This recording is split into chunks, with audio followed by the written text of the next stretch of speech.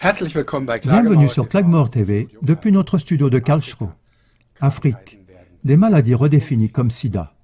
Selon de nombreuses déclarations faites aux médias, plusieurs millions de personnes en Afrique sont infectées par le VIH. On prédit le dépeuplement de pays comme la Tanzanie, par exemple. C'est infiniment exagéré. Si on regarde les statistiques réelles de la population de ces pays, on trouve, même dans des pays ayant le plus fort pourcentage de sida, une petite augmentation de la population à hauteur de 2 ou 3%. La raison pour les chiffres largement erronés donnés par l'OMS, c'est que le test d'anticorps du VIH, qui sert de base pour la détection du sida, est trop imprécis. En 1994 déjà, l'imprécision de ce test a été signalée scientifiquement. Une étude dans le Journal of Infectious Diseases, une revue médicale professionnelle sur les maladies infectieuses, a montré que ce test donnerait un résultat positif, même chez les patients atteints de la lèpre.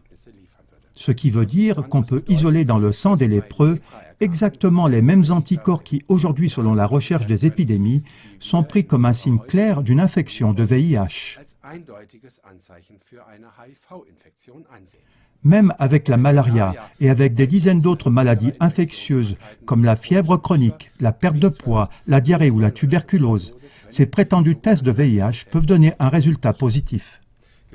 Selon le Dr Kuhnlein, l'épidémie africaine de VIH, proclamée dans les médias, est en réalité un ensemble de maladies bien connues, dont un grand nombre sont associées à la malnutrition et au manque d'hygiène, et a donc plutôt à voir avec les conditions économiques de la population.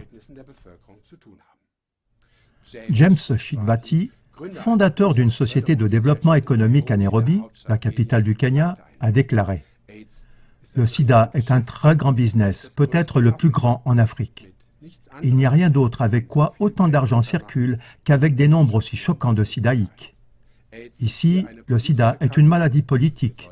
Nous devrions être sur nos gardes. » Chers téléspectateurs, après 30 bonnes années de théorie du virus du sida, on ne peut toujours pas fournir de preuves solides de l'existence de ce virus.